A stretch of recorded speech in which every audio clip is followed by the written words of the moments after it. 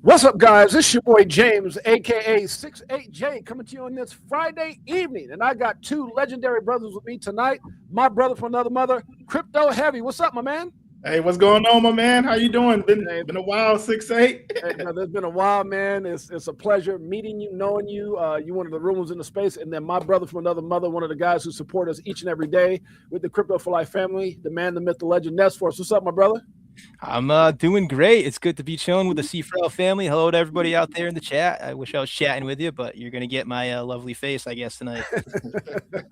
Absolutely. So, guys, we're streaming live. You guys don't know, we normally go live Monday through Friday, 12 p.m. Pacific Standard Time, 3 p.m. Eastern Standard Time on not only X, our YouTube channel, and IMU TV Live. So if you got a Roku TV, guys, you download the app. We're live on IMU TV. Shouts out to Nile and Rob. And we're going live on Apple TV very soon. So I'm really, really excited to have these two guys come in tonight. So, guys, look, I wanted to put something together. I know there's a lot of questions out there. A lot of people, emotions are going crazy. Wait a minute, didn't we just have the 4-year cycle? Is it over? Is the bull run over? We kind of talked about those things today. And me and Nessforce were kind of talking about some things, before we got on. So I just want to just kind of dive in, man, and just open up to talking about anything. So let's start, guys, with this 4-year cycle. And I've always said in 17, and you guys can kind of throw your perspective, in 17, we had what we call a hype cycle. Now, I've been around since 17. Everything got hyped up. Tether was printing money like crazy. We got up to, I think it was 19,000 and some change before we headed back down. We start reaching some lows there. But so I think 17 was a hype cycle. I say 21 was a speculative cycle. Everybody was speculating this, and Q4 we're going to do this, and speculation. And we saw certain assets, man, that were in the top 100, top 50, top 30 that aren't even here today. Things we were super bullish on, super excited about. And so, but things have changed, right? And that's kind of why I want to hand it over to you guys. This is not hype. This is not speculation, but this is utility. And just over a year ago, man, we had a United States of America didn't support crypto. We had a SEC that did everything they could to destroy this industry.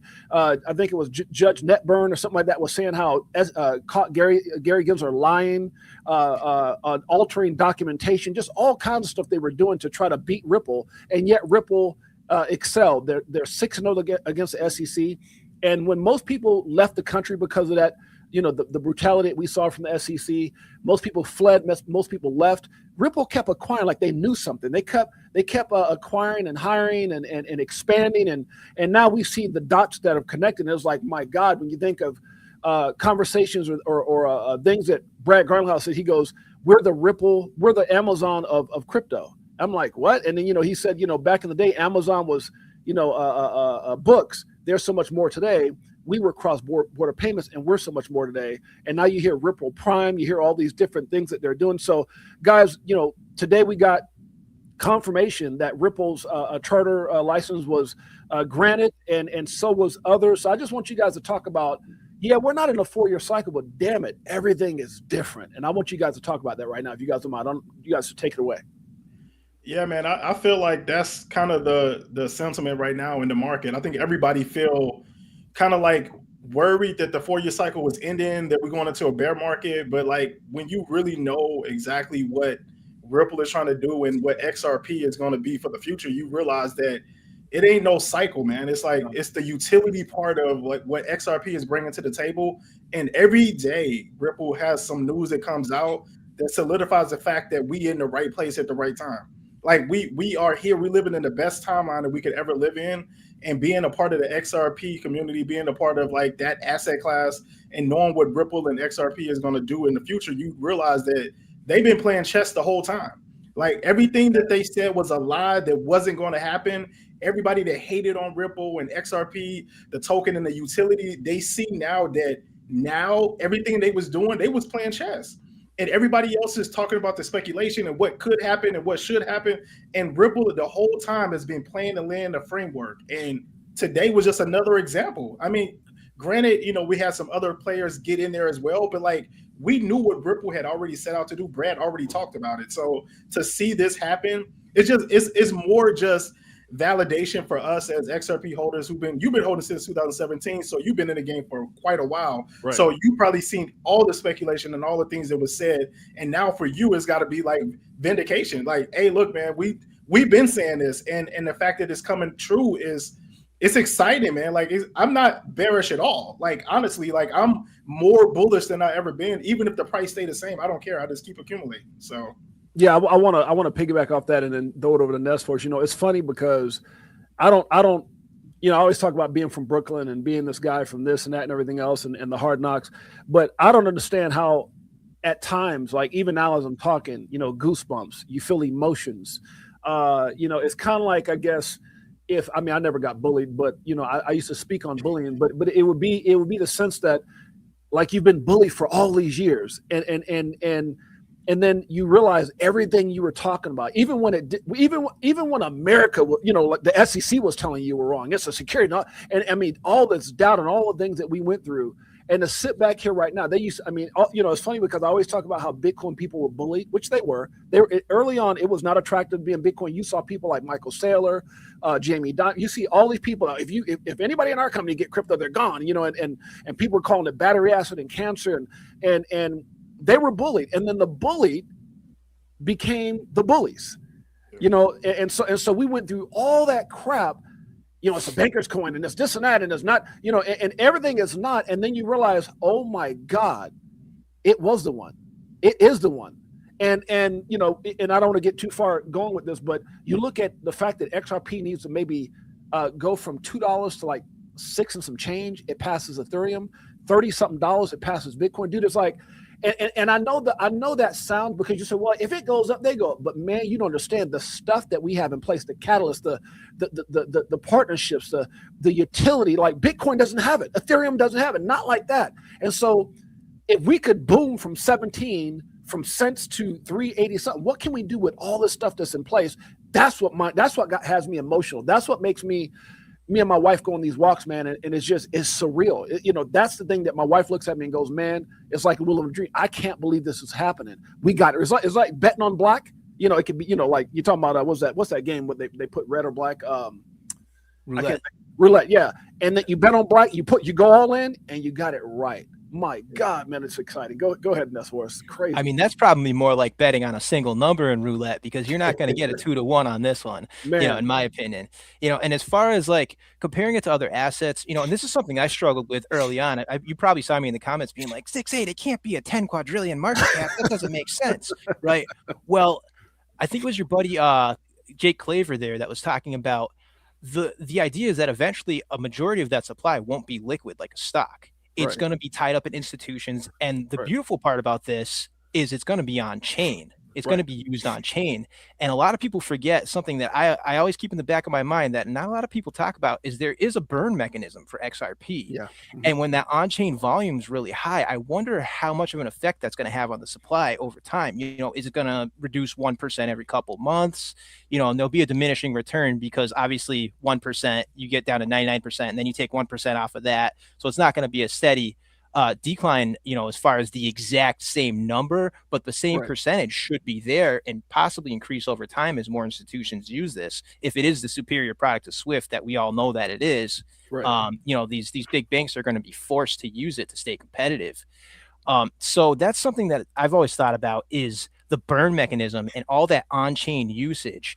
That's something that I observed from the Luna Classic community. They're really big on the burn tax and trying to get everything to burn, but when a majority of your supply is on exchanges, that doesn't have on-chain burning. And if XRP functions how it's supposed to, there will be a lot of on-chain action. And I think that's just another one of those X factors that's a reason to be bullish. Right. Mm-hmm. No, I agree with you. And I think one of the things I think about is, the difference between XRP and Bitcoin and other assets. Like, is this young lady I actually kind of want to show a clip. It's like a 3-minute clip from, I think it's Dr. Camellia Stevenson. I played it a little bit earlier, but man, she was talking, but this lady is brilliant in what she's saying. Yeah. And I love the perspective where she was coming from. Because, these institutions aren't looking to buy and trade. They're going to be utilizing XRP. They're going to be locking this asset up. And so she brought up some things, man, that, I thought I was bullish. Hey, I'm a guy who's been in since 17. I put myself in a great position. I've been in a documentary, but man, sometimes you hear things you're like, damn, I feel like FOMO all over. She making me like seriously appreciate the position we're in. So, but yeah, go ahead, Crypto Heavy. I'm gonna let you piggyback off what Nesfor said, and then I'm gonna pull up Dr. Stevenson here a little bit, and we can kind of talk about what she's talking about. Yeah, I seen that video too, 6AJ. I seen it, and it made me bullish as hell. Like I was listening to her and how she broke it down. It was super just smooth, and like, just the macro part of like, because in crypto we think a lot about like this, like the number go up, and especially when you're new to crypto, like you hear somebody from hearsay from somebody else and a friend and buddy, and then you jump in and you start FOMOing in, and then when you really start understanding what you hold, then you start getting bullish and you start digging in. But listening to like the macros, a lot of people don't even know about the macros. You know what I mean? Like a lot of Americans don't even understand like the economics and the Fed cutting rates and all these things and how that all plays into the crypto market. So as you get educated around that, you realize that like it's more at play than just us getting rich off of crypto or crypto's going up or the community of XRP. It's so much more going on behind the scenes that's bigger than us, that we are part of at the entry level, that makes you super bullish and excited about it, because there's so much going on that we ain't even privy to. Like we think we know some stuff, but it's stuff happening. I'm sure conversations happening, institutions talking, governments talking, that's talking about XRP, because so many people are starting to talk about it more, and that's just for retail. But the big money, they already know what's going on with XRP. Yeah. Is it fair to say, Nesfor and Heavy and Nesfor, you can jump on this, and then Heavy can follow. Is it fair to say that the reason, because for so long in this space, I was always stumped why people who seem really smart, Bitcoiners and people who got it early, they always act like they didn't get XRP. Like almost like they couldn't get it. They would always say, market cap. And you hear about the Rich Mitchnick or whatever that calculator is that Zach Rector talks about and that Jake Claver talks about.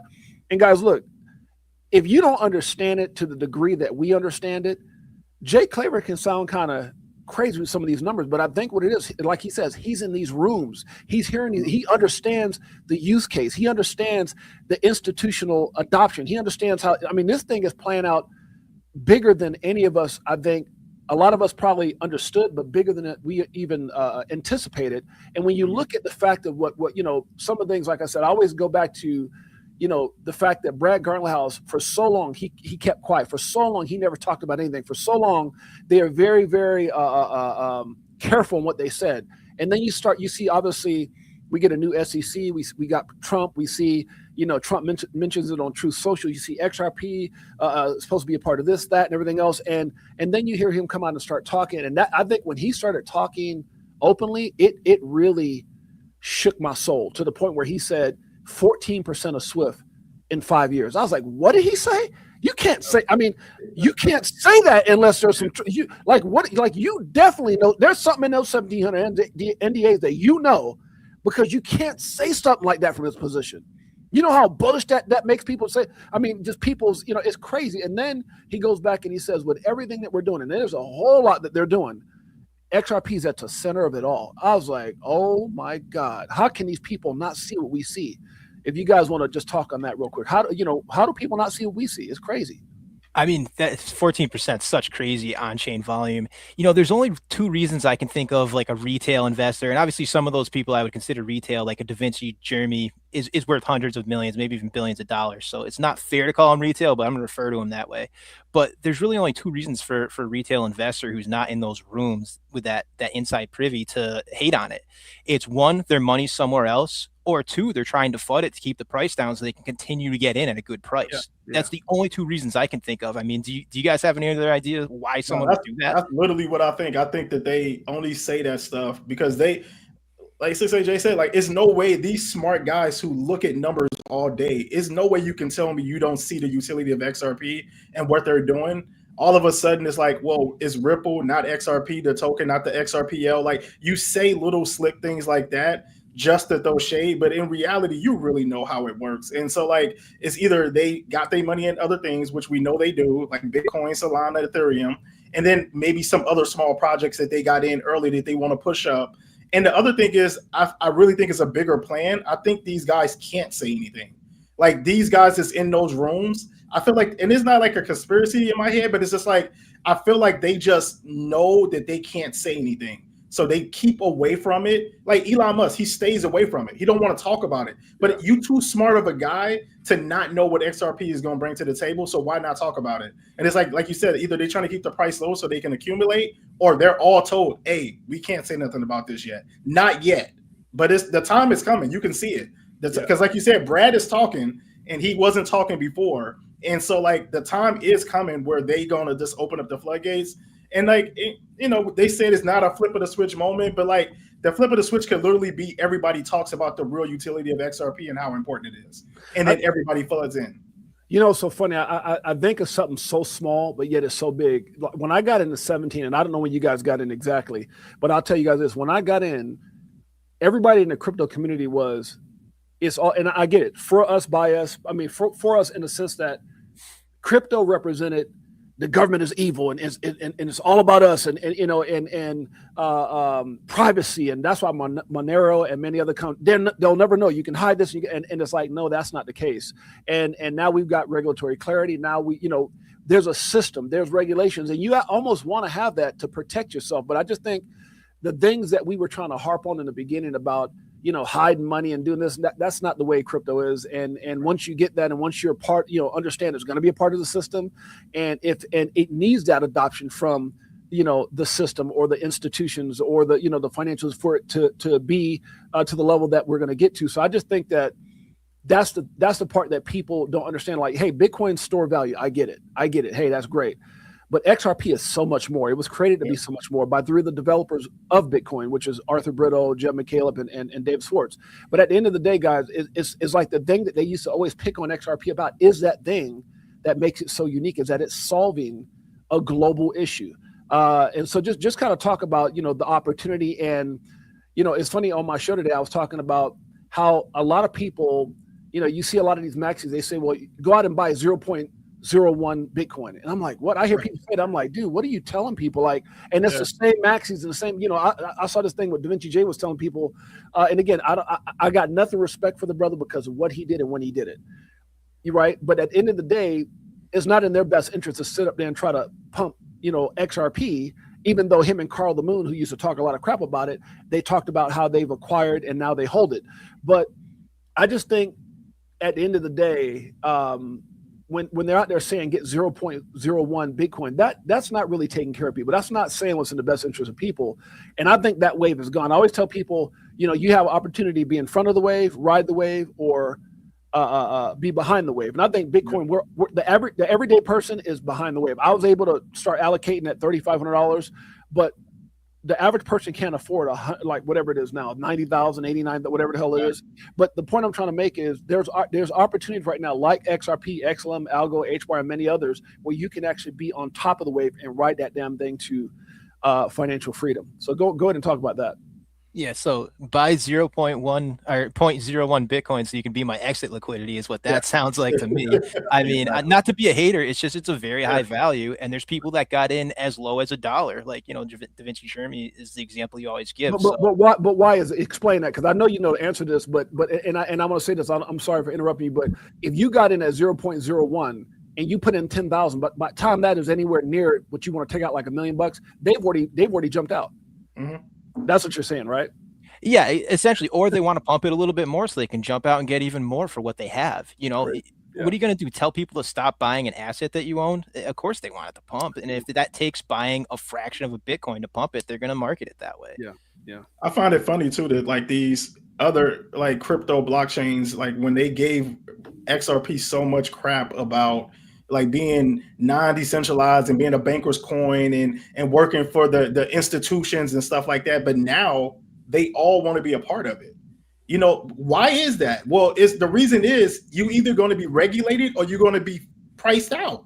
So you have to be under that system. There's no way to escape it. As much as we love decentralization, we understand that these centralized banks and institutions want their hand in the cookie jar.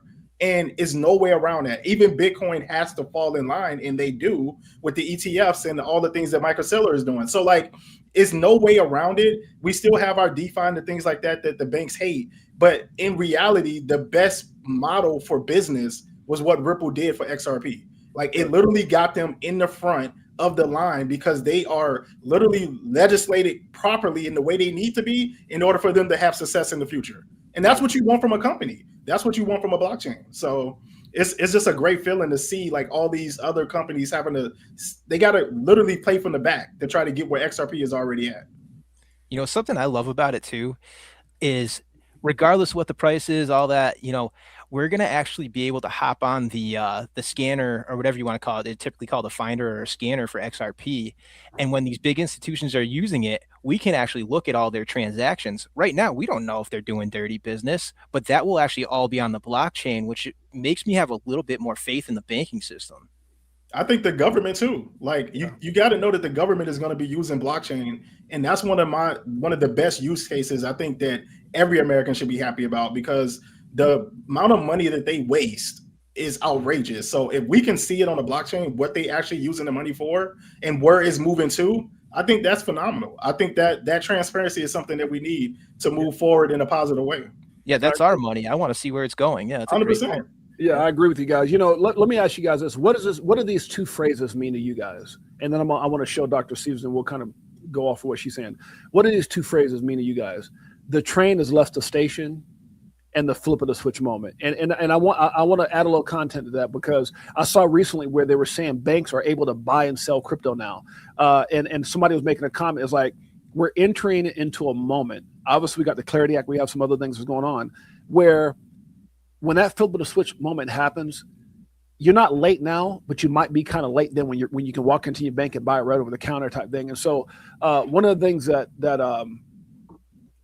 let's just answer that. Flip of the switch and the train has left the state. What does that mean to you guys? Got to pack your bags before you hop on the train, right? Yeah, I think that the train has left the station for me means that like if you are reluctant to like take the risk to try out crypto, to learn about crypto, to invest in crypto, that when you actually know you can go buy it from your bank, that when the flip of the switch moment happens, it's going to be too late. A lot of people that wait to see what happens, to see if it goes up, at that moment you're buying when it's already moving upward, and you're going to be exit liquidity for everybody who took the risk to go out there and do some research and try to invest to change their life. So you know, the flip of the switch moment is going to happen regardless if we know what time it is or not. But the train, in my opinion, already left the station. I think that it's moving kind of slow, and I think people can still jump on. But when they get full steam ahead, I think it's going to be too late, man. This is going to be a lot of people to get left behind. Well, don't you? I mean, when you guys look at the top five, and, you know, obviously I never put in stable coins, so I don't really count Tether and USDC. But when you look at the top five altcoins, you got or crypto, you got Bitcoin at 90,000, you got Ethereum at over 3,000, you got XRP at $2, you got BNB at almost 900, and you got Solana at over $130. Would it be fair to say that? And look, once institution, you know, kicks in and all these things happen, you get it over the counter. I get that point. I mean, obviously, gonna be crazy FOMO. But would you say that maybe even as soon as let me stop sharing this so I can see crypto heavy. But would you agree that even if we got up to something amazing happened where XRP just literally skyrocket, hits $6, $7, $8, passes up Ethereum. Let's say I'm just thinking maybe Ethereum moves up a little bit too. It passes Ethereum. Would you say that's going to be a FOMO moment? Would that be the FOMO moment as far as retail? Even when some of these big guys like, you know, you see Raw Powell, you see Michael Saylor, and these guys, they don't talk a lot about XRP, even though Raw Powell's mentioned it. I don't think Michael Saylor ever has. But is that when people start going, okay, wait a minute, this damn thing's number 2, or will it take it to hit number 1 for them to fight? Because I just think that's going to be the slap in the face to all the maxis when they get up there and go, oh my God. And to think that this coin is something was ascended right now with just this announcement, this major thing happened. And all of a sudden it got to 30, 40 bucks, whatever. And let's say it surpassed Bitcoin. What do you guys see happening at that point? Is that the FOMO moment at number 2? Is it, or is it once it hits number 1, which a lot of people don't realize it was number 2. And for a brief moment, it was number 1. I think number 2. I think that it hits number 2. I think that if it gets close to number 2, like as it starts to ascend, I think that the FOMO will kick in, and I think that retail will start.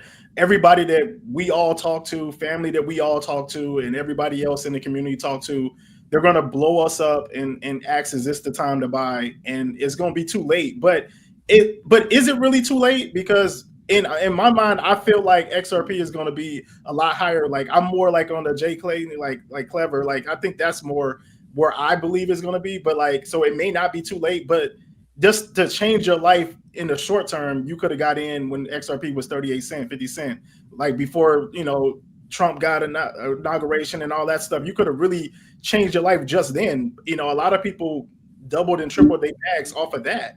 So like it going to $6 is going to make a lot of people a lot of money. And I think that it's just going to FOMO in from there. It don't even got to get Bitcoin yet, but it will get Bitcoin.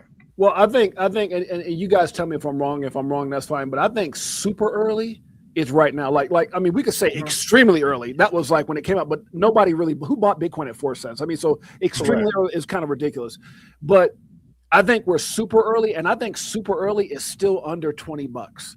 I think super early, to answer your question, is when it's maybe past Ethereum, because we're not talking about, I mean, Jake's throwing these numbers. He's got a bet for $700 something by the end of the year. Dom and Phil Guac over at Easy A says 1,000 by 2030. Brad says 14% of Swift by 2030. You got, I showed this earlier. Joe Cat says it can't be cheap. In order for it to move assets, there's numbers given up to like 10,000. Jimmy Valley, who's been on my show twice with Molly Elmore, Max Avery, and many others. From a perspective of price action says, 2030 could be upwards around, 20 or 30 grand going into 2035, 60 grand. So, hey, forget all that. We're just talking about, I personally believe, guys, and I want y'all to take it from here. I think $20 is super. I mean, some people might even say $50 because it's hard to say it now because we're just trying to fight to get $3. But what happens? I mean, when you look at Bitcoin, it was super early at $100, maybe even 500 was super early. Yes. So. I mean, honestly, it could be $100 a super. If the 1,000, 10,000 and above is there, then I'm thinking $100 is a damn bargain. Right now, it's almost like people still doubtful. They haven't gotten it yet, and I guess that's what I'm trying to get to. Where are they going to get it? Is it going to be passing Ethereum? Is it going to be you walk? Is it? I think they almost got it when Trump said on Truth Social, XRP, Solana, ADA, and then somebody really quickly said, "Oh, let's take that off." Damn it! I think you said too much too quick. I mean, that's how I feel about it because he didn't say. I want to tackle this one 6 days. Look, he didn't say it there. He went back 20 minutes later and said, "Oh yeah, by the way, Bitcoin and Ethereum." The first damn thing came out of his mouth, XRP, and then David Sachs, somebody got in his ear and said, "Hey, hold on, brother. Like we got a chance to like get a whole lot of this stuff right here. You're doing too much." That's my opinion. I mean, I don't know. Go ahead. He said the quiet part out loud. Yeah. So I think there's stages to this. We're still in the available on exchanges and available to retail investors stage that will end at some point if everything goes to plan, which obviously we're all banking on that. And I do strongly believe that will occur. I just want to give you a heads up, 6A. I do have to go after this comment. Yeah, no worries. I got about 2 minutes before I sign into my work. Yeah, but yeah, there's going to be stages to it. You're going to see it past Ethereum, past Bitcoin. And then, like I said, that next stage is really, it's not available on exchanges because a majority is going to be doing what it's designed to do, be on chain and be there for institutions. Now, how do you sell at that point? Do you sell OTC, maybe at a small discount because an institution wants it? That's something that there'll probably be a system set up for it at some point. But, that's my answer to it. There's stages. And I do have to go, gentlemen. Okay. It was nice meeting you, man. All right. Take care. Heavy. It's good to meet you. Love you, C4L family. Thanks for tuning in, guys. Much love, brother. Now let me piggyback off what Nestforce was saying here, because we have a guy, and I get it, man. Look, and I'm not gonna go against anything anyone says. Everyone's entitled to an opinion, right? Everyone's entitled to an opinion. So we got was it Vapor Trails MC says 10K no chance, and I get it, and I mean I get it, but again, and no disrespect to you, but that's where I always tell the community. I've been in business for 20 something years now, crypto heavy, and owned everything from car lots and cell phone stores and just everything, travel the world as a speaker, all that stuff. And this is not about me, but the only thing when people say, "Jay, how'd you do this? I was just really good at attaching myself to successful people. They say success leaves clues. So when I'm doing my research and due diligence and I'm talking, and again, I'm not sitting here going 10,000. Here's what I'm telling you. I tend to listen and stay connected to the people that are in the big boy meetings, in the big boy rooms, right? So I'm not going to listen to my cousin Pookie. No, we all got a cousin Pookie, right? It depends on where your background is, or my cousin Junebug, or this guy on Twitter who 2 years ago worked at damn Chuck E. Cheese, and today he's portraying himself like I know it all. No disrespect to anybody in the comments, but when you talk to your Jake Clavers, when you talk to your Jimmy Valleys, when you listen to what Brad's talking about, when you listen to Joe Katz talking about, when you see President Trump's involved, look, Bitcoin is digital gold. It was 4 freaking cents. The same people saying it can't get to $10,000. Well, you probably would have been people just like you said that about Bitcoin. And yet it hit 126,000 4 cents. So not 4 cents, $126,000 more than 4 cents. So all I'm saying is it possible with an asset, crypto heavy, that was created to be better than Bitcoin in every way, that actually has utility adoption, that's actually going to be adopted globally? We can see all these different things that are happening. Just got approved for their banking charter license. I mean, is it that hard to figure out when Brad says 14% of what?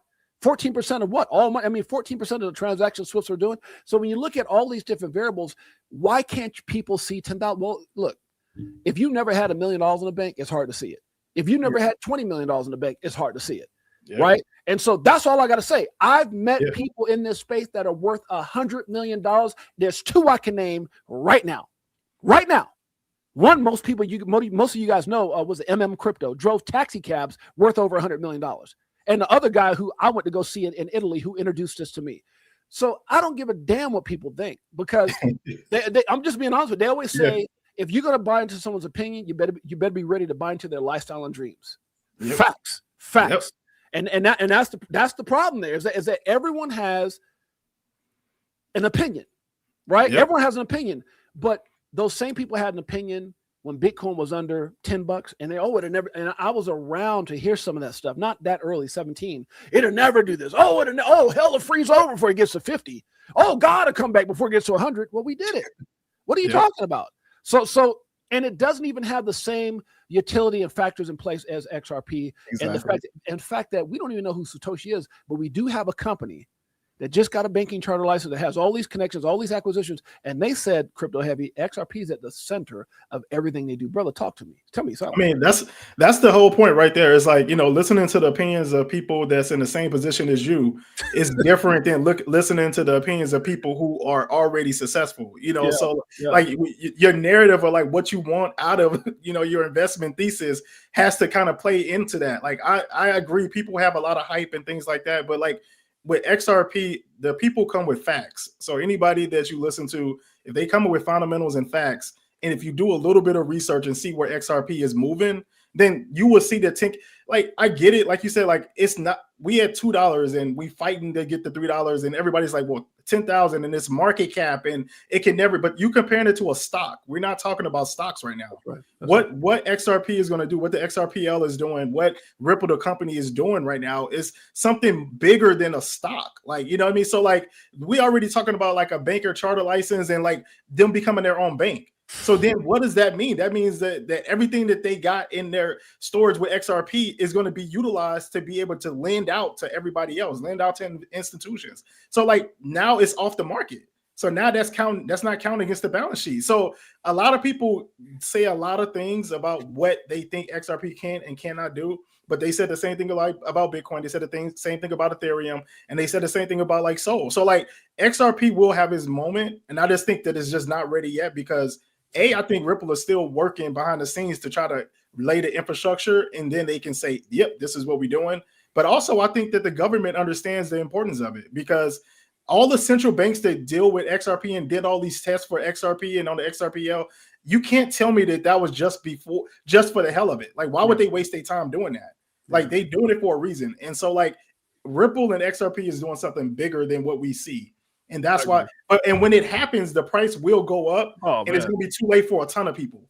Like, all the people that said what they go, or what they'll say is, this is what they'll say, which is annoying as hell. They'll come back and say, well, I got some XRP. I bought it when it was 13 cents. I bought it when it was 20. But why did you tell everybody not to buy it? That's right. That's right. Oh my God. You know what I mean? Like, why did you say it was this and the third if you already had a bag? Like, it makes no sense to me. So, you just got to watch who you listen to, because everybody in it for their own motives, man. So that is a fact. And I'll throw some numbers at you at a price where we were stuck for a long time. People don't realize that most people are already priced out right now at certain levels, right? So there's a time, just going back a year, it was November 11th or something like that, 8th or 11th, XRP was 51 or 52 cents, something like that. right around that 50 cent mark. So if you take 10,000 XRP and divide and times that by 50 cents, that's $5,000. Most people in crypto at that time probably had that. And if not, maybe you were, depends on when you got in. Some people might have got in a little sooner, that whatever. But now that same, if you look at that same 10,000 heavy, you're talking about at $2, $20,000. I don't know where you come from, brother, but most people in my family, matter of fact, they say the average American doesn't even have an extra 500 to 1,000 in a bank account, let alone 100%. an extra 20,000 to allocate to something to just sit there. So exactly. The point I'm trying to make is I can throw a low number out, right? A low number to me based off of what the due diligence and things that I've seen and that things that are in place. I'll throw a low number of $20. I think that's ridiculous. But then you think to yourself, most people are going to be priced out to even owning 1,000 of it at that price. Yep. And so that's the thing you have to look at, is the fact that it's kind of like you were saying. It's like, I get it's hard for people to believe, but it's kind of like this person here put in the comments said they also said no way, bro, about Amazon when it was just online bookstore. I mean, God, like Ripple Prime, all the things that they're putting in place it's if you just really look at what they have in place, if you connect the dots, and you said it right, man, there's still a lot of things that have to happen, but I'm gonna share something with you that I thought was very timing, right? When almost within a week, and I know, look, I know people can get married or whatever, but I remember when Brad Garlinghouse put out that he was getting married, and Joe Cass says, I'm gonna kind of step back and enjoy my grandkids. For me, it's like, it seems like they were kind of signing like, man, yeah, we did it. And like, that's how I took it. I took it like, you could announce that anytime, that's not something that really had to go, but it's like, hey, I'm gonna get married and and I get it. People do that. And then Joe Cass says, I think it's time for me to just kind of step back and enjoy the game. I'm like, wait a minute. And the feeling I got was, hey, they fought a hell of a battle. 6-0 against the SEC. Everything's in place. And at this point, I believe it's like Rosie Rio said, the train's left the station. It's just right now, everything's happening. And they're probably able to relax because that great battle, that those restless nights, it's all over. Go ahead. And they won. They won. Like, it's like those battles, and then they won. And they, in the acquisitions that they're rolling out, it feels like they won. And it feels like we won, because didn't they though? I mean, the thing that all the institutions wanted to hear was that they defeated the only legal, the only crypto with legal clarity here in the United States, the only one that has actual legal, not that just got passed, but legal clarity. Yep. I mean, they won.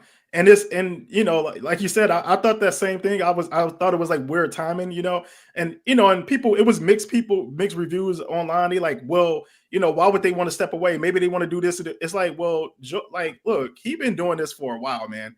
And when you like a brain and a mind like he has, it's like he wants to keep innovating and do other things. And so you can tell that like he did all he can do for the XRPL. And so like he wants to still be a part of this industry, but he just wants to do something else. He wants to challenge himself.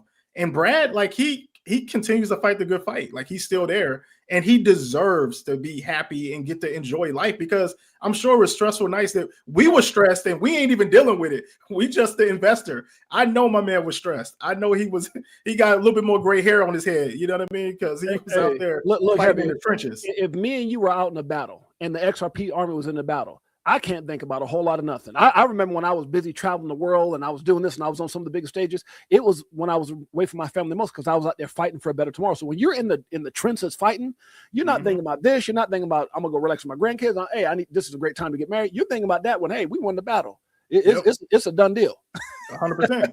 I mean, honestly, like when you think about like the XRP community, man, I feel like a lot of us got that kind of chip on our shoulder mindset. Like, when I first got in, like I was locked in. Like I didn't care about nothing else. Like my kids to this day be like, they know about XRP. They don't know nothing about XRP. You feel what I'm saying? So like they like, oh, here go XRP. Like, because that's all I talked about. That's all I wanted to invest in. That's all I wanted to listen, learn to. Everything I did, it was listening to YouTubers and like some of the greatest minds trying to understand. Like I listen to you, Brad, and Coach JV, just like DAI. I'm just in there like sucking up all the energy that I can get, because when you know you come from somewhere where this opportunity may not ever come again, you want to take full advantage of it. You really do. Like, so, it's one of those things where you just, as a man, you want to make sure that you provide. Like you said, you're on the road, you're trying to fight for a better tomorrow, and XRP provides that, man. Like, it's going to provide that for a lot of people, and it's already provided that for a lot of people. So we locked in. Yeah, I agree. And shouts out to Abs, because I swear I heard Abs and good morning, good evening, crypto, Johnny Crypto. He just said crypto heavy, one of the greats. And no, man, I mean, Abs is like my brother. I definitely appreciate, got a lot of love for him. And I think I heard him say something the other day where he was like, this is a once, it was either him, Jake, one of those guys, or Zach, but they were saying this is a once in a lifetime opportunity. This is something we may not see for another, I don't know how many. I mean, this is that thing. Yeah. They're calling it bigger than the internet, bigger than, it's funny. I was talking to one of my real estate buddies, and I said, man, I got into crypto in 17, and I don't know of any house or home or real estate, anything I could invested in 8 years ago that would have turned around and yielded the type of money and situation that cryptos have yielded, not just for me, but for many others. I mean, I've met 20 something year old people that's that's made 20, 30, 40, 50 million. And when I, at my age and where I come from, I know guys who've owned car lots and real estate and what's it called, farms, and they grow what's it called, almonds, and I mean all these different things. And these guys, maybe they're worth 6, 7, 8, 9, 10 million. And then you got these 20 something year olds been in this industry for 5 years. I met some guys worth 20, 30, 40, $100 million. It's just the opportunity. And I think that's the part, Heavy, that people don't get, is that it's possible. That's the hard part when you explaining it to people, because you want to keep it real with them and be like, hey, it's an opportunity, but also it's a possibility that you could lose.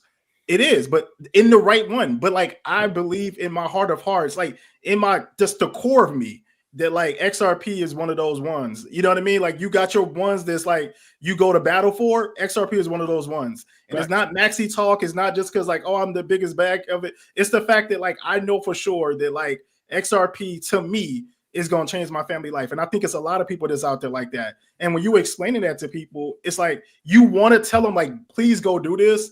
But I'm not a financial advisor. I'm not saying you got to do it, but but you really want them to do it. Like it took me like 3 years. My parents finally got in, and like, I'm watching them buy stuff now, and I'm talking to my mom about it, and she like buying it. And like you were saying, like, if you would have got in on this time, how much you would have had versus when you get in now. And I'm still happy. I'm like, you still getting in at a good buy. Like, don't worry when I bought it. Just get it now, because I think it's going to go higher. Just know what you hold and know that it's going to go higher. And it's like, but I'm still watching the numbers, and I'm like, man, if y'all would have just got in when I was first telling y'all, when I first got excited, but I get it. Everybody time frame is different. And like, I think the conviction around the people that's around you, that's what make them believe, because you so dedicated to it. Right. I think Coach JV say that all the time. He like, the people around you see how convicted, because you say the same thing over and over again. And I think like a lot of XRP owners, like we say the same stuff, man. Like, we say this, all of us across the board. You can bump into a room with XRP and we all saying this. We in alignment, man. It's crazy. It is not like some maxi talk. We just in alignment. Our energy is the same, man. It's a synergy around XRP, and we just think that this is going to change the future, and it is. Yeah, it's so funny, Heavy. I had to let my dog out, but what's so funny is, for so long, man, we were like this community. Everybody thought we were crazy. Everybody thought, like, man, these people are, just tribal, and it wasn't that. We just knew what we knew, and we put the time in. We did the due diligence. We knew what we had, and when you look at Ripple, and you look at all the things they were doing, it's like, man, who plays around like that? Like, this is serious business. You connect the dots, and it's funny because this crazy community is now, I would say, probably one of the most admired communities. And when you look on, I saw something today with Hex is doing some implementations with XRP, and Solana has been posting about XRP 589 and all. I'm like, brother, you cannot ask to be in a better position. And by time people get it, but if this thing really does pop a little bit, I mean, to think that you could be in the top 10% in the world. And I mean, first of all, when would you have had to get into Bitcoin to be in the top % of all Bitcoin holders? I'm sorry. That's almost damn impossible right now. Yeah. But the fact that you can still be in the top 10% of XRP, I think the new number is like maybe 3,000 or somewhere right around there as far as top. And it's going to slip. As soon as that price goes, it's going to slip. It's going to be. So here's what I want to do, man. I want to definitely play this. Is something I shared earlier. I ran across this by DAI. It's Dr. Cornelia Stevenson, and I think you said you watch it. It's about 3 minutes of what she was saying. 3 minutes and 17 seconds. I want to have her kind of show this, and then me and you can come back and piggyback off of it. Here we go. Now, I want to break down what collateral status really means. When the CFTC approved XRP as acceptable collateral, they didn't just say, yeah, sure, throw it in the mix. No, collateral is the backbone of the derivatives system. It's the assets institutions trust enough to post when they're taking on leverage or hedged positions. So if you want to simplify it, collateral equals the asset Wall Street is willing to bet millions on. You don't use junk collateral. You don't use hype coins. You don't use assets with weak liquidity. You use assets that have deep liquidity, proven reliability, settlement capability, commodity-like stability, and regulatory clarity. Right. And that's the real headline here, is that XRP just got treated like a commodity-grade settlement asset. Yeah. Let me give you a few implications of this that nobody's probably explaining in a simple way. Number one, collateral assets get locked, not traded. So once XRP is posted as collateral, it's not floating on exchanges. It's not being flipped. It's not creating volatility. And it's also not increasing circulating supply. Right. It is effectively removed from the open market and held in institutional custody. So when supply tightens and demand starts rising from institutional uses, price doesn't have a choice. It must adjust upward over time. Wow. And this is just simple math. Now, number two, you cannot run trillion-dollar derivatives on low-value asset. The derivatives system is massive, over 1 quadrillion globally. Assets used inside that system need to be priced in a way that allows them to handle high-volume settlement and collateralization. This has happened every single time in financial history. Gold rose before it became core derivatives collateral. Bitcoin rose before CME futures adoption. And major FX pairs hold value because they are derivatives backbone. Collateral assets don't chase price. Price re-rates to meet the demands of collateral. Let me say that again. Collateral doesn't follow speculation. Right. Collateral forces valuation. Number three, XRP now sits on balance sheets. This is a big shift. Institutions can now hold XRP as recognized commodity, pledge XRP, lend against XRP, and integrate XRP into structured financial products.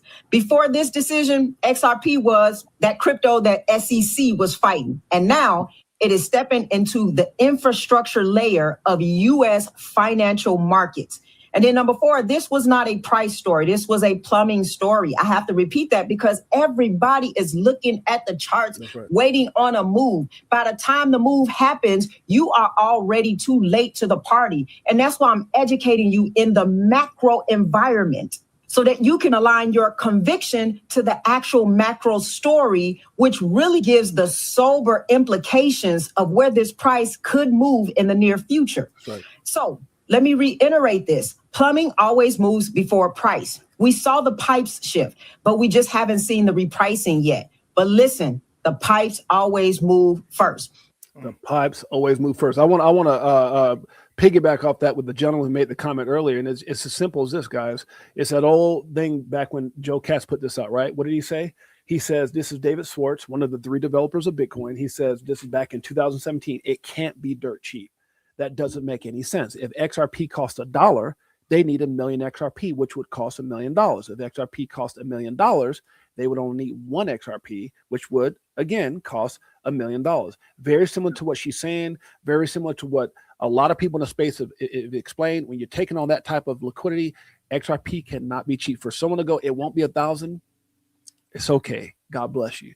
Invest accordingly. That's all I can say. Go ahead. Yeah, I agree. I think she broke it down so eloquently. She just did exactly what, everybody else in the space has been saying for so long. And I mean, the plumbing is the plumbing, man. Like I think that's the reality. Like the derivatives part of it is something that don't get talked about enough. I know we talk about tokenization, we talk about the ETFs, but XRP is going to be one of those ones that's running through the derivatives as well. So in that quadrillion, like, you know what I mean? Like it's the numbers that, and we don't even need the whole quadrillion. We talk about 1%.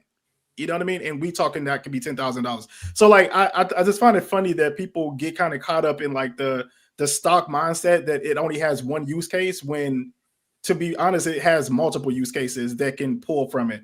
And all of it is going to be pulling it off the market. So that's going to increase the price. That's and right. so, like, I mean, it's not even that hard to understand that, but a lot of people just get stuck in like thinking that XRP, because it's only $2 or 50 cents, that it can't go up to $1,000, $100, $50. Like you said, $20 is like light. You was like, yo, that's something light right there, $20. Right. And I mean, like, and I agree, because like, I'm like, yo, we having a good year if it's $20, but that's not what we stopping at. That's like, right. People not selling at 20. It's people just waiting for longer than that. So, you know, I just think that people need to really educate themselves, because that video alone gets you bullish to understand that like the macro part of XRP is insane. It's insane. And it's more than what we even understand, you know, and then most retailers are just like buying it just to buy it. But like she broke it down and you want to hold it. Like, that's why a lot of us hold it. You know what I mean? We hold it. So I think heavy, you know, and I'm trying to see how I can say this, because, you know as well as I do, when you say something positive, you say something on your personal experience, people either say, wow, that's amazing, it inspires some, and others hate, right? I will say this. I remember when I got into 17, man, when I got in this space, heavy, oh my God, brother, I thought I found the best kept secret on the planet. I was trying to tell people I love and care about. I was trying to tell anybody that will listen. And I'm sure you, like everybody else in this chat, has gone through people who won't listen. Yep. They think we're trying to sell snake oil. They think it's some kind of networking pyramid thing. I mean, It's so many things that I heard. But the point I'm trying to make is there is no limitations on, if you go back to Bitcoin at 4 cents, the only limitations, and Bitcoin is like the dollar. The possibilities are endless, because it's all based on what we see. Bitcoin is predicated on what people believe. Yep. If you believe in it, damn it, the price can go up. Absolutely. XRP is different, brother. It's bigger than belief. It's solving a global issue. There is no limitations with XRP. So when you hear someone say, like, Jake throw these numbers out, 750 by the end of the year. Okay, but he did say certain things have to play out. We also have to take in consideration what kind of Jake's, if I was made that bet, I'd be like, hold on, man. Damn it, we got to put some kind of thing in there, because my bet didn't include tariffs by Trump, government shut down by Trump. I mean, that's 60 days worth of crap right there. So, absolutely. So that pushes us out until 26. But the truth be told, even when you looked at like Dom and Phil, and they were kind of making comments on what Jake had said by, like, I think his initial, he cut it by like half. I think it was like 1,500 or 2,000, whatever it was by the end of the year. And they kind of agreed to make it a lower price. And then Phil and Don came out and said 1,000 by 2030. Okay, that's fine. But there is, and that's he says we're going to be conservative. But then you got Jimmy Valley saying 30 and 60, and you got people from the Ripple side saying, for it to function the way it needs to, 10,000. At the end of the day, whatever that, there is no limitations based off of the adoption, but the only limitations in this space is the limitations that you put on yourself. Yep. Because when I got into 17, nobody wanted to listen. And I kept telling my wife, oh, baby, I'm telling you, we're going to make millions. I said, babe, in 2 years, we're going to be able to leave. For the last almost 5 years, we left California after raising our kids. We went to Hawaii. We went here. I mean, we've been living on what this asset is, what this industry has done for us. Yep. So the only limitations that you have on yourself are the limitations that you put on yourself. If I thought XRP can only hit $10, well, damn it, I probably wouldn't have left California. Exactly. If I thought Bitcoin couldn't go from 35 to 100, I probably wouldn't have gotten on at 30. You know what I'm saying? It's like the only limitations is the limitation you put on yourself. So what limits you? I always say, when you upgrade this, everything around you upgrades. The answers are there. Yep. The answers are there. It's like you got a damn cheat code to a lottery ticket of life, and all you got to do is go pay attention and get the numbers and write them down. And don't get caught up with writing out stupid things like skunk G-string coin that doesn't belong on the damn lottery ticket. Absolutely. But if there's 5 numbers, I can give you the 5 numbers. Or 7 numbers. XRP, XLM, XTC. I mean, I can give you the 7 numbers. Yeah. If the analogy of each one of those being a number, right? So in XRP, to me, in the United States and overall, number 1. Absolutely. Right. So that's where I'm at. The only limitations when I see people, it can't hit 1,000, bro. It's the same thing somebody said with Bitcoin. What was 4 cents, 5, whatever, $1, $10, $100, whatever. I met people in this space that said, oh my God, Jay, I got into crypto in 2008 and I sold it when it got to $100. Or one guy said, I sold it all when it got to $500. I had to pay bills. I'm like, oh my God. I get it. Things happen. Life happens. But the limitation is what he's put on himself in his situation versus the reality of the situation. So go ahead, Heavy. No, I agree, because I got in 21, the end of 21, and it was the same thing. When I got in, I was telling everybody. I told everybody. Like, I mean, I still got text messages from people that I hit up, best friends, brothers, family, everybody, just telling them like, hey, look, because I was so excited. I'm like, this is a cheat code. This is something that I don't think anybody ever knew that you can do, because you go through, you get your businesses, you try to hustle and figure out how you can make extra streams of money and all these different things, because you know the blueprint of like how to be successful, but you don't get taught that when you're young. So like in certain communities, that's not taught. So you find something like this, you don't want to gatekeep. You want to tell everybody, because it's like you said, it's either they happy for you, you successful, great job, I'm so happy you're a role model, or they hate. And they say you're a gatekeeper and you didn't tell nobody else. Who did you bring along? And it's like, well, I tried to bring everybody along. You can never say that I didn't tell you, because I did.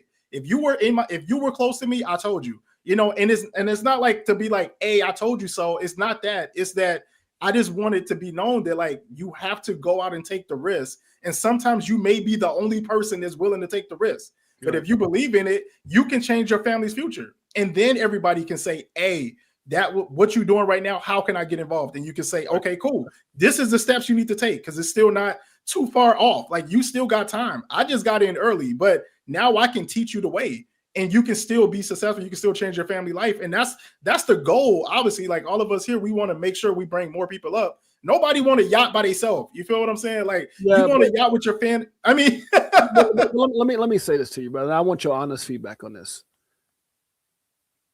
It's almost like you're damn if you do, damn if you don't. Oh, because when you talk about it early and it went up, they waited to see, because most people wait to see you fail. Do you realize that? They don't wait to see you get successful. They wait to see, oh, it's going to happen. And as soon as that damn bear market hit, oh, I told you. Oh, hell no. I'm glad I didn't get into that crap. And that's literally what happens. And more often than not, we look, it's old saying, man, it's so hard. And I said it was all the the heart and love that I got, man. It's so hard wanting for the people that we love more than they want for themselves. Yep. And they spend so much time waiting, because misery loves company. They waste so much time waiting for you to fail. They don't bet on themselves. And then when you get there, guess the first thing you hear? Oh, you didn't give a big enough effort. You owe us. You what? Yeah. Yeah. What? I mean, if I told you some of the damn stories that I got from my side of, it's crazy. And it's like, bro, I'm telling you, when you out there jacking up this, or you out there in the casino, you out there doing this, or you buying these damn, and you're spending, oh, we went over here. No, I didn't get it. You get in crypto? No, we didn't get in crypto, but we went to Puerto Rico and spent $5,000. What? Crazy, man. Like, and you can't, like you said, you can't save everybody, and you damned if you do, if you damned if you don't, because especially with family and friends, like, it's just what it is, and you just do your best to try to like be the example. And I always lean in, like making sure that I educate my kids, because I'm like, yo, that's the ones that like I feel the most responsible for. Like, everything else is what it is, but like my kids, I'm like, you gonna know about some damn crypto around here, like, and because I know that the future, they gonna know way more, and they gonna actually use it. It's gonna be something that's gonna be useful for them. And everybody else is like, hey, if y'all come on board with me, cool. If you don't come on board, it is what it is. Like, but I want you to be on board, because I can see, because I believe it's going to change my family's future, and I believe it can change your family's future. So like, I want you to come on board, but like, you can't want more for what people don't want for themselves. Like, it's really that simple. Like, most people want you to give them a handout. They want you to say, hey, it's going to go to $10,000 on this day. So get this amount, and then you'll be rich. And then they'll be like, okay, cool. But that's not how life works. No, it's not. That's not how the game goes. Like, you have to go through the ups and downs. It has to be hard before you get there. It's never easy. So a lot of people don't like the hard. It's like Denzel Washington said. It was a quote. He said, if you want to enjoy the rain, which is the gains, you have to embrace the mud, which is the crappy times. And so many people, like you're saying, Heavy, they're not willing to do that. And another thing you just said right now, this is why I love this space. Right. I love people like yourself, and I love the people like Marvin Davis and all the people, and Mike O. I was so fortunate. I'm so fortunate that I have friends. Mike O, who just made this comment, he said, Heavy, people will say you didn't tell them, but when you remind them you did, they will say, but you didn't seriously tell me. But me and Mike O, go back 30 years. We met each other when we both had car lots in California. Me and Sly Fox, I was in Sly Fox, I think he's here too, talking crypto and with Sly Fox. And I've known him for 30 years, and he was a rapper. He did a song with E40. I just came back from playing pro ball, so I was in the background on the basketball court playing and dunking the ball. They had a basketball scene, and that's me and him connected. So like that's what I love about the space is some of the people I've been connected with for, I got friends in here, been here for 15 years. I got friends been in here for 40 years.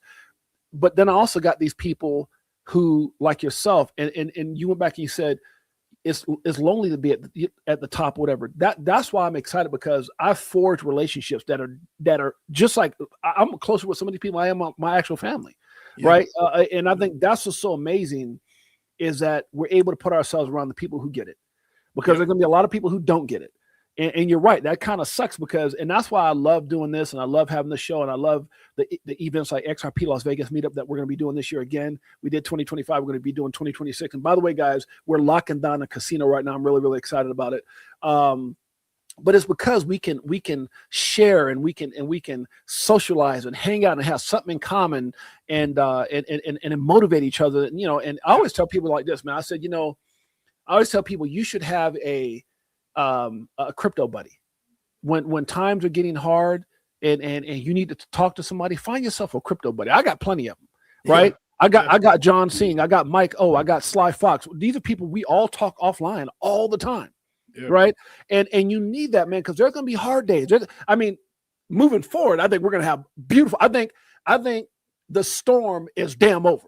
All we're doing right now is we're waiting for the water to calm down. We're waiting for the ocean to stop going like this, because that's what's happening with tariffs and with the government shutdown. The water's been like this, but the storm. Oh, the storm was Gensler and the Biden administration and Elizabeth Warren. Yeah. First of all, Gary. Last time I heard, I think Gary's working at Chuck E. Cheese or McDonald's. And Elizabeth Warren has no damn voice now. She has zero voice. So the point I'm trying to make, we're just waiting for the waters to settle. But we can the sky is clear. We can see as clear as day what's happening. We're just waiting. And this is the beautiful time in crypto. And going back to what we talked about just a while ago, I do believe the shock, because, it's unfortunate that there's people out there like the Da Vinci J's, like the Carl the Moon, like that one guy. Mike always says this name, the guy who said, if you're in, I don't know if you remember this a while back, it was one of the maxis that said, if you're in XRP, you're a retard. Remember that? Yeah, I've seen that. Yeah. And I'm like, yo, bro, like what? Like that's first of all, you're not even supposed to be saying words like that. But you say that about and it's so sad, because it's so, like what he's saying is so ridiculous. It's so ridiculous. But yeah, I don't. And he got a big platform too. He on a big platform. I used to like the guy. The guy. Yeah, like it's like, yo, man, you can't say and it's almost, but that's more like you could tell that's hate. That's the hate, man. Like you hate it so much that you can't even make a good investment on your money.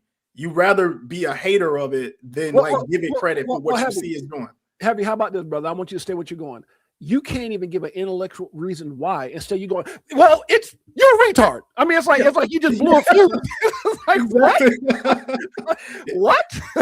But spend 30 minutes saying how great Bitcoin is, and if you don't get into Bitcoin, then you're not making a smart decision. But then you can't come up with a logical reason why you shouldn't invest in XRP except you're a retard. Like it's outrageous, man, and it's funny. I don't even give them dudes any time.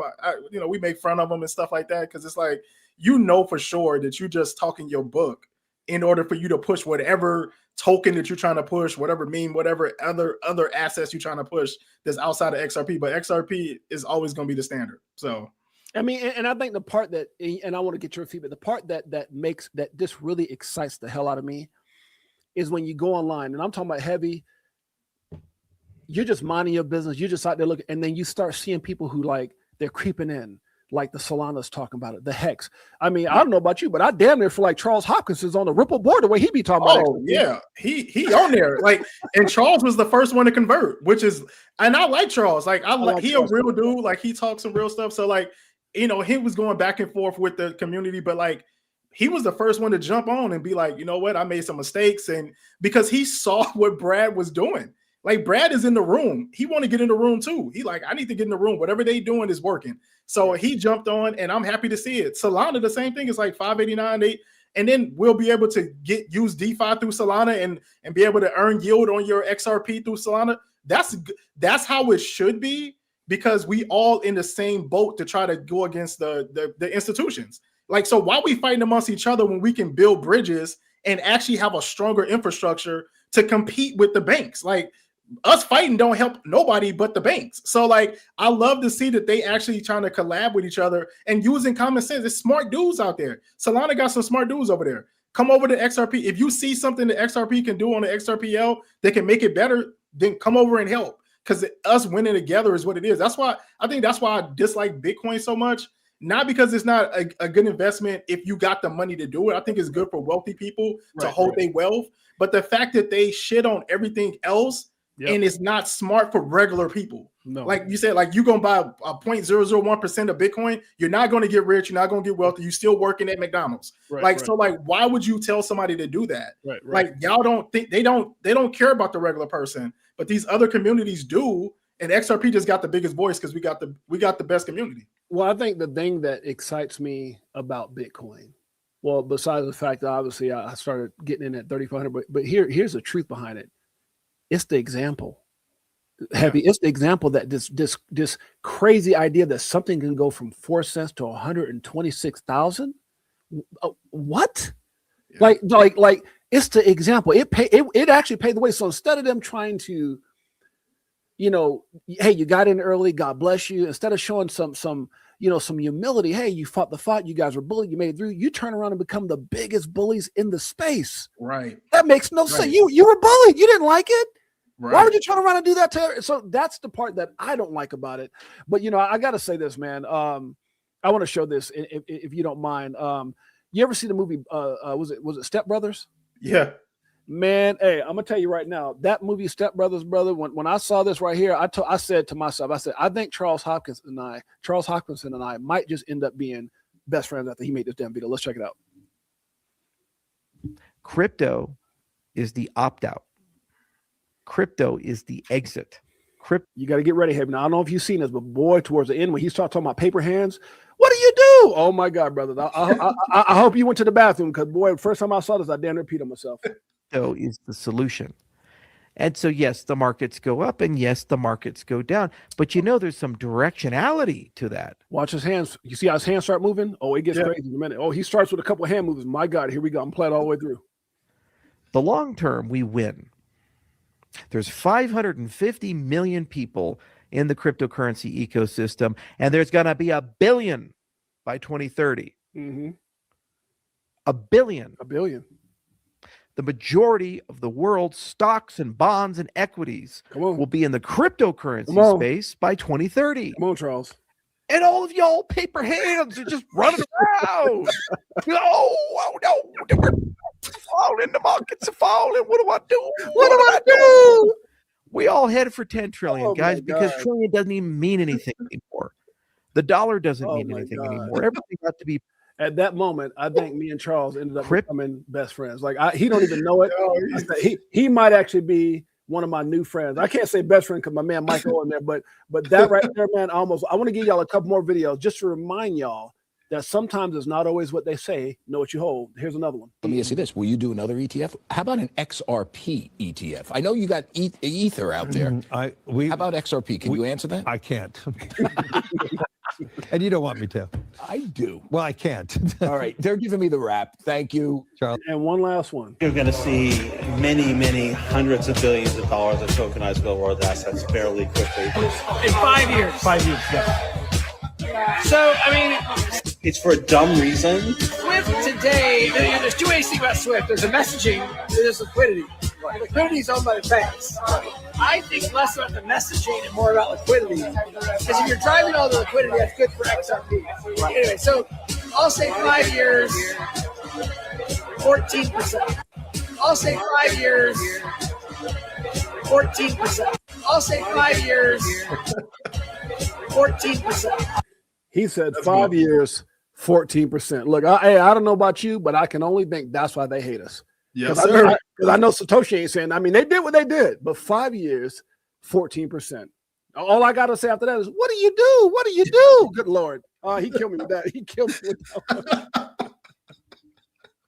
Man, Charles, that's great. And that's why I think I always liked Charles, and there was a couple little hiccups in there with the XRP community, but then he came back in a very with humility and said, "Hey, man, I ain't never had no problem with y'all. It was friendly competition. But at the end of the day, I seen him make posts like, hey, Ripple's got some big thing.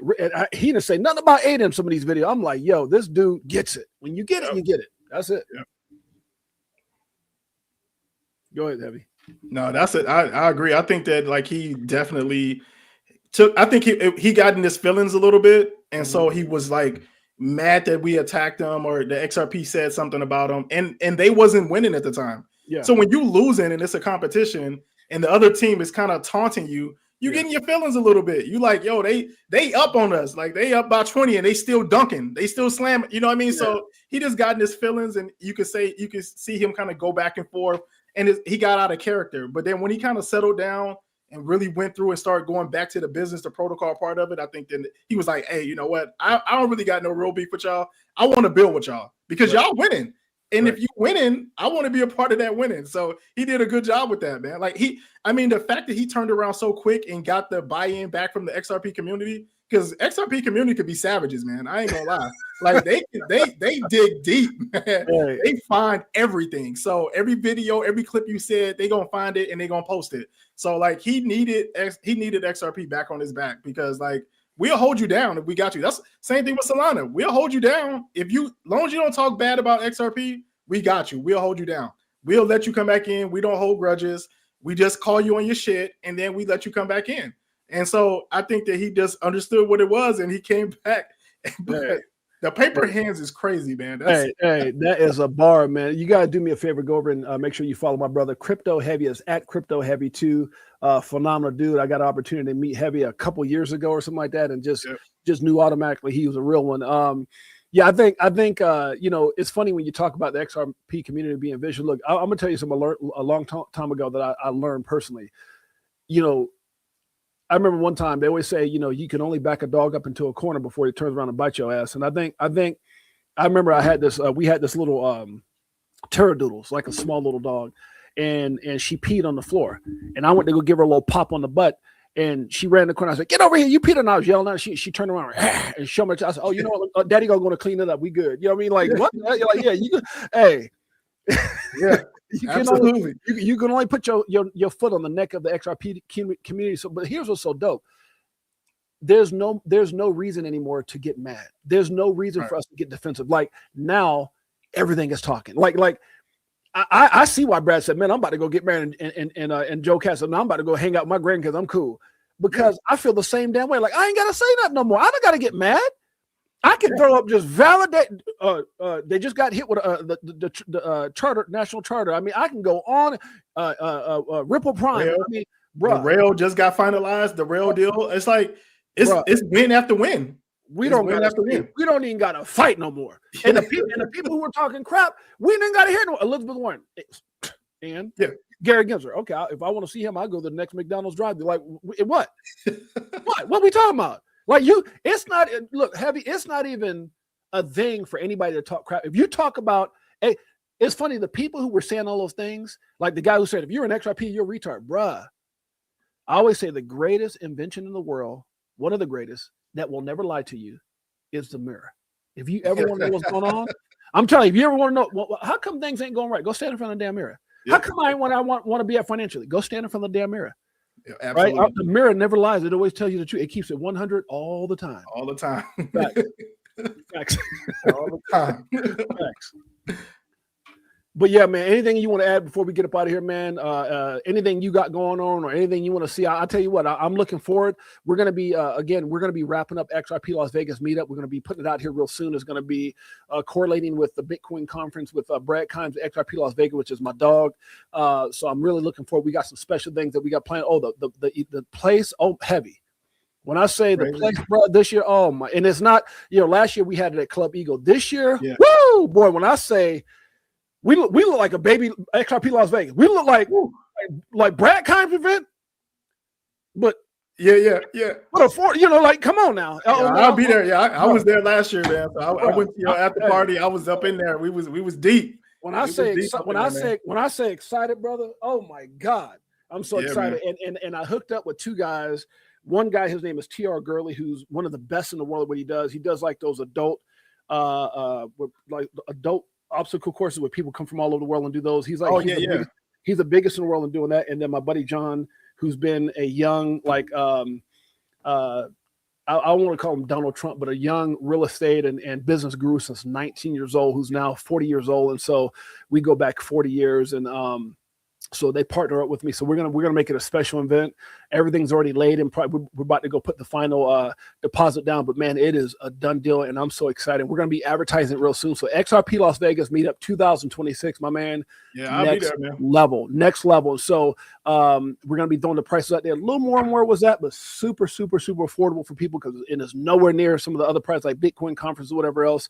And that's not to throw shade on anything or anybody, but this is why we're doing it for the community. We're gonna have awards. We're going to have giveaways bigger and better than we had last year. I'm be honest with you. I damn hope XRP gets $100 before April because I would love to do a card giveaway at the damn event. That's for real.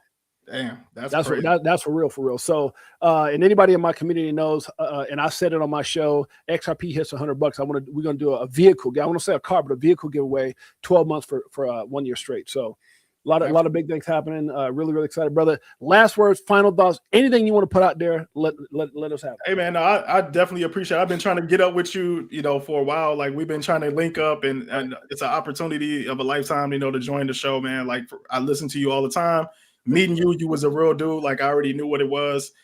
So like I was definitely looking to get on with you just to kind of like talk because I just love your energy and what you bring to the community, man. So. I do a podcast with a couple of my buddies. Like you said, we got bros that we meet through the XRP community. So the Diginachi sequence, you can catch us on YouTube. We do shows every Sunday, man. So like just a bunch of guys that just talk about crypto, just life and conspiracy and stuff like that, man. But it's a good time.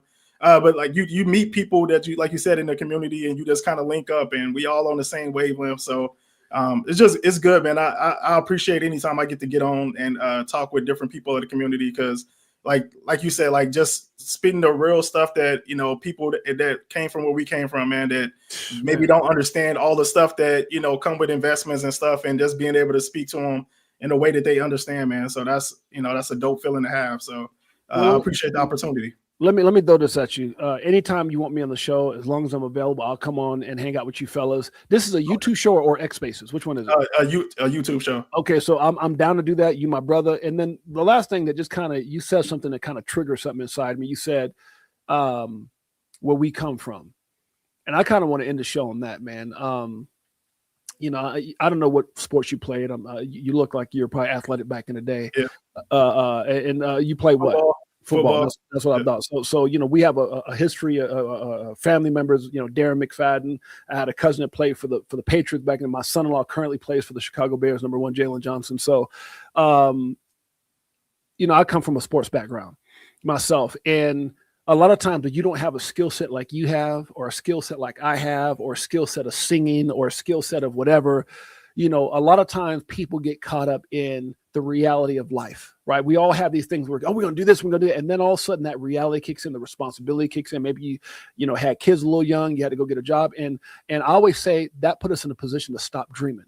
The reason I love crypto so much, the reason I love the space so much, and coming from the background of helping people and traveling the world and what I used to do, is the fact that it, to me, the thing that makes me more excited about it, crypto heavy, is it gives the everyday average person the opportunity to dream again. Absolutely. And that's the thing that does it for me. You don't got to be 6'8" like me. You don't have to look like a crypto heavy where he could take your head off. Or you don't have to be out there saying like, Prince or Usher. All you got to do is bet on yourself. Go out there and do the due diligence. Put yourself in position. Make sure you linked up with the right people. Don't, because the blind can't follow the blind, and success does leave clues, and misery does love company. So you got to go out there and make sure you scour and find the right people that can get you there. And there's a lot of great people in this space. There's also, and they super helpful, man. Everybody wants to help. Everybody wants to. Nobody is gatekeeping, man. And that's one of the best things. I think I heard you say that a while ago when you were saying like it taught you to dream, and it to me that resonated the most because that's exactly how I felt when I learned about XRP and crypto and just like the industry in itself. That was the first time in a very long time where I truly believed it could dream again, a future outside of just having to be stuck in the confinement of 9 to 5. Right. You know what I mean? Until you turn 65. And so like, and that's what I try to tell people all the time, because like that's as an adult, I see my kids, they dream about all kind of stuff. And I'm like, you gonna be what? You know, and it's fine. I love it. But like for adults, we get stuck in this can't ever happen to me because I'm this age now. And honestly, like crypto investments and crypto investing is a way to dream again. And I love that because that's exactly how I feel. Yeah, I mean, it that's the best way to say it, man. You know, I always say, you know, and I have to always be careful what I say, because when you say slave driven, people say, oh, slave, what are you talking? No. Financial slave driven mindset. And a lot of times, you know, like, don't get me wrong, all my kids went to college, they're educated, they're this and that, some doctors, some this, some that. But at the end of the day, what I mean by that is more often than not, we find ourselves in a position where we're trading time for money, right? Until we run out of time. We do just enough not to get fired. They pay us just enough not to quit. And then we bust our ass to retire when we're too old to enjoy it on a percentage of what barely even got us by in the first place. And to me, crypto is one of the fairest forms of capitalism. I mean, anybody can do it. Anybody can do it. Sometimes that's, and I always say this too. I said the greatest thing about crypto, anybody can do it. And the worst thing about crypto, anybody can do it. But like when you're on an airplane, they tell you, and this is going back to what we said about making sure, because sometimes we can turn around and try to help people and they pull us 10 steps back when we just took 3 steps forward. So you got to put on your oxygen mask first. You got to go out there and position yourself and get yourself positioned and win. And sometimes that's it's like old, you know, I always say a lot of songs mean something, with this country, with this, with this, that, with the hip hop, with the R&B. I love countries that songs that have meaning. And one of the most realest phrases I've ever heard of it was from Biggie Smalls. He said, more money, more problem, but that's okay. Because at the end of the day, if you don't get there, you can't help nobody, including yourself. You can't. And that's one of the ones, like you said, the blind leading the blind. You can't lead nobody if you ain't did it. Yeah. And a lot of people, especially in our community, we got to see you do it first. Yeah, man, that's everybody. See, you just hit something. You hit the nail on the head. Is that's everybody. The way that everybody thinks is, well, you show me when you get to 100,000. Like, bro, I'm trying to get you there with me. But that's the mindset of so many people. And but here's the funny thing: when you get there, and they come in and they see what you got, and it's like, now they don't want to talk to you. Like, bro, I was trying to tell you when it was like 17 cents, you want to hear me. Yeah, like, or they think that what you just went through was easy, so that it can be easy for them. It's like, but you ain't see the suffering, you ain't see the sacrifice, you ain't see us barely eating and barely not taking trips and not buying this and buying that. The new Jordans come out, we didn't buy it. Like, you didn't see that. All you see is the success, and now you like, well, I want that too. But it's work to come with that. It's work to come with that. The only thing you can do, man, is go out there and win, and turn around and try to love those who you can love, man. And everybody else, hey, life is too short, brother. And absolutely, if there's anything I'm gonna say as I go, and then I'll let you say, and that is just, I'm so grateful to God that He put me in this position to lead the way, not only for myself, for my wife, and for my children. Because I'm gonna end it on this. I always say there's 5 steps to success in crypto, and I don't care who you are, it doesn't change. Who you are doesn't change. Number 1 is a strategic plan. And I mean, I use the word strategic because things can change, right? Some people had a plan with FTX. That didn't happen. Some people had a plan with Luna. That didn't happen. Some people had a plan with Celsius. That didn't happen. I've seen coins in the top 100, top 50 gone today. So people on the Titanic had a plan until they didn't. At the end of the day, strategic plan. Number 2 is do your own research. This is your life, your story. I always say every year of your life is a chapter. Every month of your life is a verse. This is your story. Don't go out there and let somebody dictate your story, and you control the pen. You're the author of your story. So you can go out there and create anything you want, but go out there and do the research. Number 3, you have to control your emotions. Brother, when I got in this space in 17, I took this Hummer I had on the side, and I sold it for whatever it was, like almost 30 grand. And I put that in, and I went in blindly thinking I'm a buy the dip, and lost every penny off of emotion. Not because I didn't wait, off emotion. I've had investments I got into crypto heavy that I might have put, let's say, a certain dollar amount in, It went from 80,000 to 200 something thousand. My butt didn't know how to take profit or didn't get it. It went back to 150. I took the profit. All of a sudden, the same damn asset it would have made me 1.6 million. You live and you learn. You live and you learn. So make sure you control those damn emotions. Emotions were the number one killers or things that wreck people in this space, stocks, crypto, whatever. Yeah. Number 4 is take profit. You gotta take. Look, man, I remember this commercial back in 2021. When we had that boom, and it was a tax commercial, and his brother had walked in, and he walked into a tax company. He said he opened the door. I'm a millionaire. And when he went down to sit down with the lady, she started doing his tax. He goes, "Oh damn, I'm a thousandaire." And what it was, the market moved that quick. It was the funniest damn commercial ever. But the point is, you got to take profit, or you ain't make nothing. And then the last thing is number 5 is your why, because if you do 1, 2, 3, 4, and you focus on your why, it all makes sense. It all works together. Your why is your whatever it is. For me, it's my family. They say if your why doesn't make you cry, it's not big enough. Something bigger than you.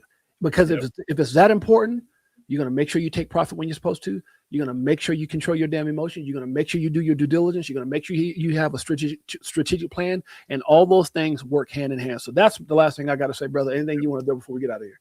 No, man, I think that's something to end it on, because I think that right there says it all. I mean, but your why got to be stronger than anything else. So I love it. If your why don't make you cry, man, it ain't strong enough. So no, man, that's awesome, man.